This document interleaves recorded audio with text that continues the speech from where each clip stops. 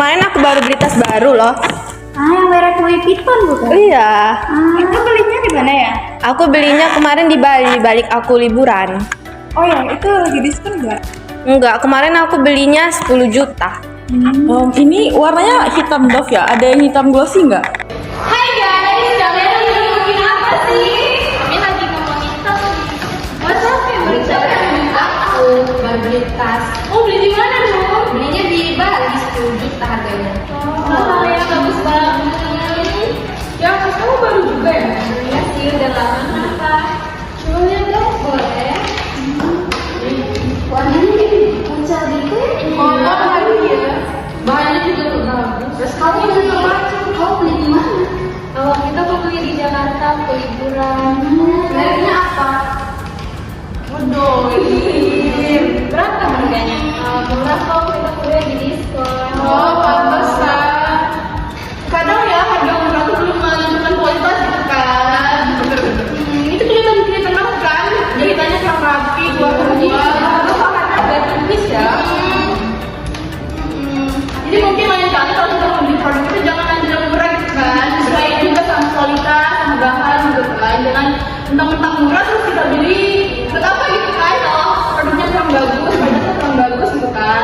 Guys, kalian tadi dengar gak sih kalau mereka ngomongin produk kita? Aku denger aja kayaknya mereka itu lagi bahas tas-tas gitu. Doir-doir dia bilang. Iya sih, kayaknya kita harus bawa masalah ini ke rapat besok. Kan kita ada rapat besok tuh. Sekalian aja kita omongin ke manajer kita.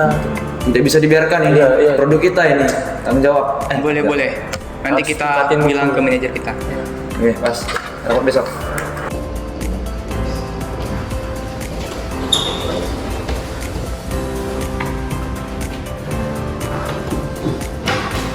Silakan duduk teman-teman. Oke, selamat siang teman-teman semuanya. Terkait kabar yang tidak mengenakan yang saya dengar beberapa hari yang lalu, saya mengadakan rapat ini untuk membahas gimana sih kelanjutan dari produk ini. Ada nggak aspirasi dari kita semua? Pak.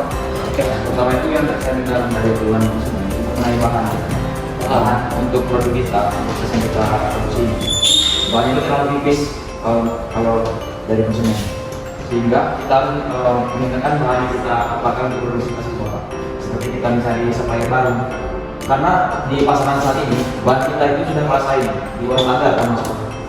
Untuk supaya baru bisa dicarikan untuk depan. Itu saya setuju karena kita tidak bisa tempat dengan supaya lama. Kalau memang bahan itu banyak komplainnya ya kita harus cari gantinya lah. Bisa diusahakan ya untuk supaya barunya. Ada lagi nggak aspirasi lainnya teman-teman? Enggak, mungkin latihan tambahan untuk hewan itu dibutuhkan. Latihan tambahan. Karena latihan tambahan ini bertujuan untuk meningkatkan skill para hewan dan skill ini nanti akan berfungsi dan berguna untuk meningkatkan kualitas dari produk kita. Oke, saya terima juga untuk pelatihan ini dan Sandi tolong dicariin ya trainernya yang cocok untuk karyawan dan atur jadwal karyawannya, arahkan karyawannya. Itu kira-kira berapa lama untuk pelatihan ini?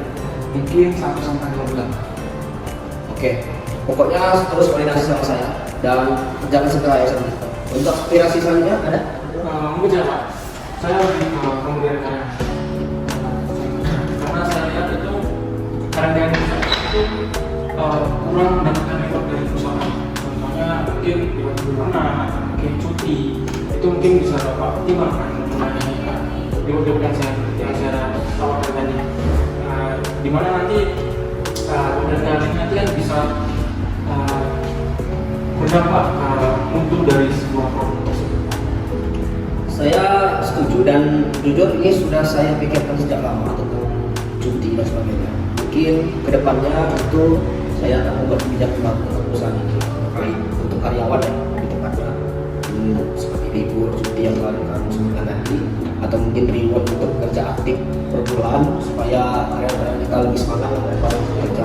Dan mungkin itu saja ya untuk rapat hari ini. Semua aspirasi kalian saya terima dan tolong yang saya suruh kerjakan tadi dipercepat ya, terus proses saya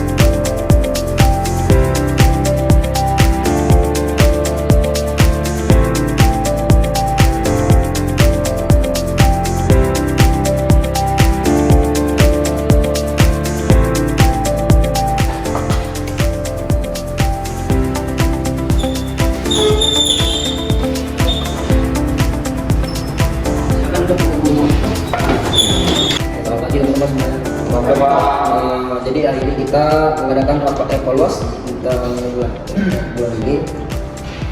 Yang ingin saya ucapkan itu terima kasih teman-teman yang telah bekerja keras dan bekerja dengan sangat baik dari tugas yang saya berikan. Terbukti dari saya pantau dari penjualan bulan ini itu mengalami kenaikan yang begitu tinggi, teman-teman.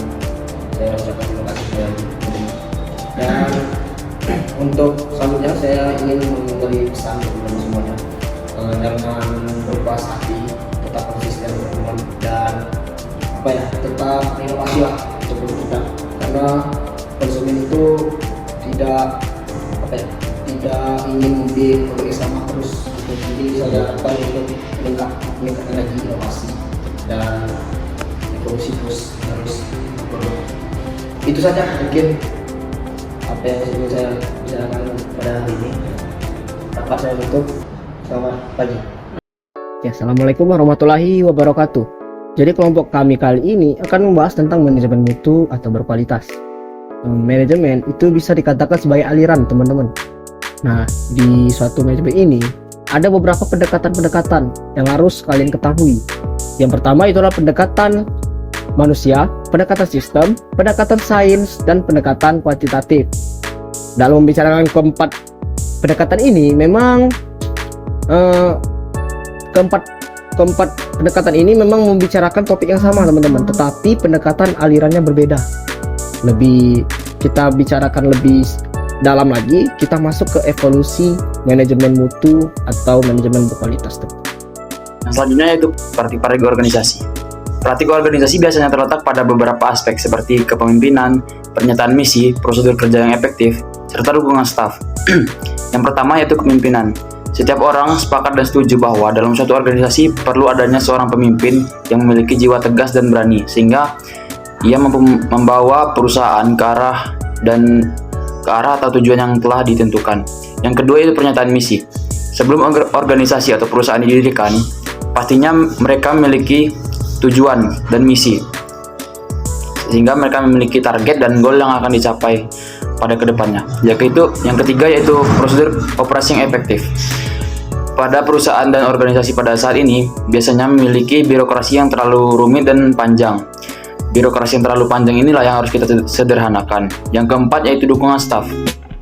Setiap perusahaan dan organisasi harus menyertakan staf dalam pengambilan keputusan dan kinerja mereka, sehingga kinerja perusahaan dapat meningkat serta lebih efektif. Yang poin ketiga titik 2 yaitu prinsip-prinsip mutu. Inti dari prinsip-prinsip mutu ini adalah bagaimana melakukan apa yang penting dan melakukan apa yang harus dilakukan. Prinsip-prinsip mutu ini biasanya terdiri dari beberapa aspek seperti yang pertama fokus pelanggan, yang kedua perbaikan terus-menerus, ketiga pemberdayaan karyawan, keempat patok duga atau benchmarking, yang kelima just in time, dan yang terakhir yaitu manajemen mutu terpadu. Materi selanjutnya adalah fokus pelanggan. Fokus pelanggan adalah strategi bisnis yang menargetkan kepada segmentasi pasar tertentu untuk memenuhi dan mengetahui apa yang sebenarnya diinginkan oleh para konsumen. Fokus pelanggan menjadi dasar yang sangat penting bagi setiap organisasi, apapun organisasinya. Permasalahan yang sering terjadi adalah organisasi tersebut tidak dapat mengetahui apa yang sebenarnya diinginkan oleh para pelanggan. Oleh karena itu, riset pasar sangat dibutuhkan pada bidang produksi untuk memproduksi barang atau jasa sesuai dengan diharapkan oleh para konsumen. Di sini ada perbaikan terus-menerus. Perbaikan terus-menerus menjadi manajemen falsafah Jepang yang dikenal dengan Kaizen. Orang Barat menyebutnya adalah continuous improvement, yang artinya tidak ada kamus final bagi sebuah produk atau jasa. Nama lainnya adalah zero defect atau Six Sigma. Perbaikan terus-menerus menjadi prinsip mutu yang membawa Toyota dapat menguasai dunia dalam otomotif. Pemberdayaan karyawan dalam hal kasat, knowledge, ability, skill, and attitude merupakan prinsip yang harus digunakan. Bagaimana suatu produk dapat bermutu apabila karyawan yang memproduksi produk tersebut tidak berdaya, dan bagaimana mungkin suatu jasa dapat memuaskan dan bermutu apabila karyawan yang menjadi ujung tombak dalam penyediaan jasa tersebut tidak berdaya dan tidak kompeten. Diyakini bahwa 85% di dunia barat, masalah-masalah mutu itu dihasilkan dari produksi dan bahan baku. Untuk karena itu, pemberdayaan karyawan merupakan prinsip yang mencetuskan mutu. Patut duga menjadi prinsip mutu yang tepat untuk sebuah perusahaan. Tidak ada salahnya jika suatu organisasi melakukan patut duga baik dalam mutu input, mutu proses, ataupun mutu output. Hanya saja yang harus diingat, setiap perusahaan tidak memiliki prinsip-prinsip yang sama persis. Oleh karena itu, perlunya penyesuaian yang tepat sesuai dengan budaya organisasi. Secara sederhana, yang kita tahu, patut duga diartikan sebagai upaya memilih praktik-praktik terbaik untuk sebuah performance. Untuk melakukan patut duga, yang pertama, tentukan apa yang akan di-benchmark atau yang menjadi tolak ukur. Kedua, bentuk tim patut duga. Yang ketiga, identifikasi partner patut duga. Yang keempat, mengumpulkan dan menganalisa informasi yang menjadi patut duga. Yang terakhir adalah mengikuti upaya yang cocok dilakukan untuk melebihi tolak ukur sebelumnya. Baiklah, di sini saya akan menjelaskan tentang salah satu prinsip dalam manajemen mutu, yaitu just in time atau JIT.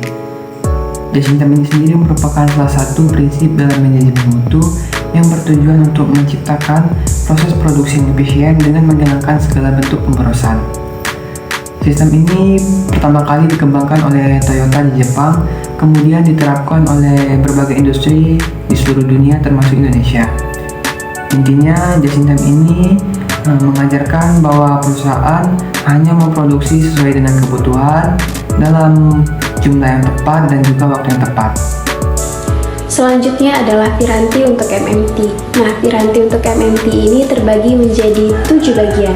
Yang pertama itu ada Quality Function Development yang berfungsi untuk menentukan hal-hal yang akan memuaskan konsumen. Lalu yang kedua itu ada teknik Taguchi. Nah, teknik Taguchi ini berfungsi untuk mengurangi keragaman mutu yang terjadi. Lalu yang ketiga itu ada Quality Loss Function yang berfungsi untuk menunjukkan biaya sosial yang timbul akibat deviasi dari nilai target.